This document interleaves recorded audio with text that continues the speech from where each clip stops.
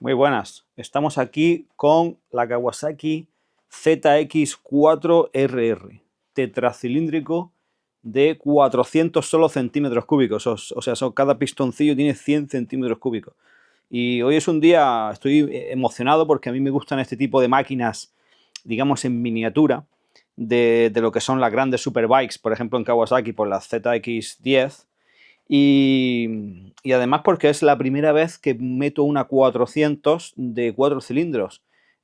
Antiguamente era una categoría bastante famosa en algunas partes de Europa y sobre todo en Japón, pero estaban de capa caída o desaparecidas del mercado hasta que Kawasaki ha relanzado esta ZX4R. Además creo que Honda está preparando una nueva edición de su CBR 400RR.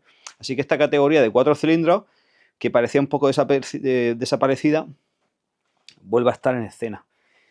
Kawasaki creo que anuncia 77 caballos a 14.500 revoluciones. Así que sin más dilación vamos a pasar a hacer el ensayo y después directamente analizamos la gráfica y vamos a ver los resultados, pero también vamos a ver cómo se escucha esta máquina con ese rugido súper especial que tiene un motor de 4 cilindros de tan pequeño tamaño y unas revoluciones muy altas que coge este motor, ¿no? Vamos a ver cómo suena con su escape de serie y demás. La moto ya está caliente porque he estado calentándola un poco, así que vamos a proceder directamente a la prueba. Estamos en disposición, pero incluso de poder probar el juicio.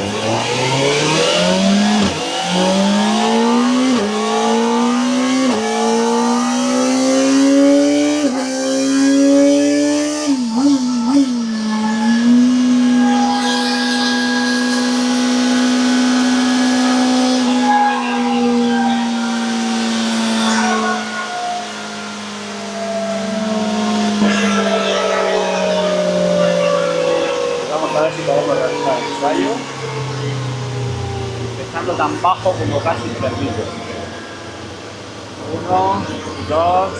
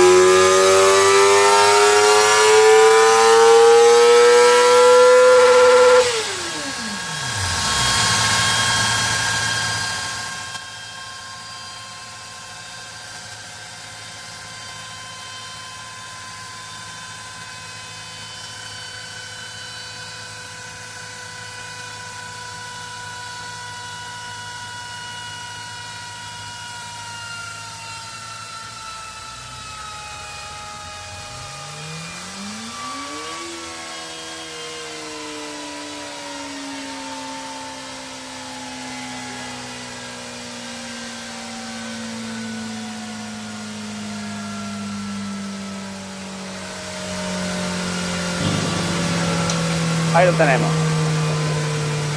Muy bien, pues vamos a ver los resultados curiosos de esta curva de potencia.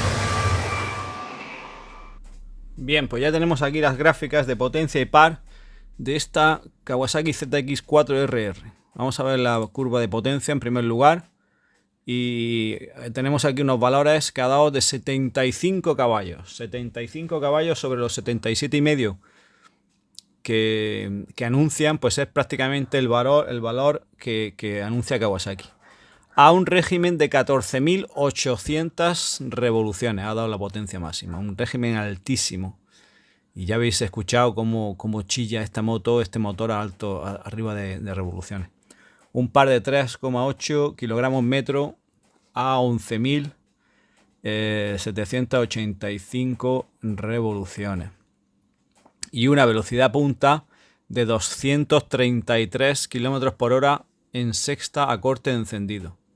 Un auténtico juguete para jugar, pues eso, en carretera de curvas y demás y pasárselo muy bien, yo creo, porque sobre todo para aquellos que tienen un espíritu más racing, sin necesidad de ir a velocidad con aceleraciones y deceleraciones por el peso de las superbikes, que son siempre más delicadas y exigen un nivel de pilotaje muy alto. Y en cuanto a la curva de potencia, pues fijaros, es bastante lineal, con un pequeño bache aquí a 10.600. Más lo he notado cuando estaba acelerando, iba muy limpia. Y ahí cuando llega aquí, y otra vez ha despegado a 11. Espectacular. Bueno, esto yo creo que es algo que es un bache nimio y es relativo, bueno, el cruce de válvulas y demás. Es que debe ser muy complicado con esta cilindrada obtener esta potencia, que es bastante elevada, de 75 caballos, y tener una curva absolutamente limpia de subida. Pero muy bien. Aquí tenemos pues el corte ha cortado encendido a 15.500 revoluciones. 15.500 corte encendido. O sea, un poquito más de... O sea, que esta moto estira y da la potencia máxima prácticamente al final, casi al corte.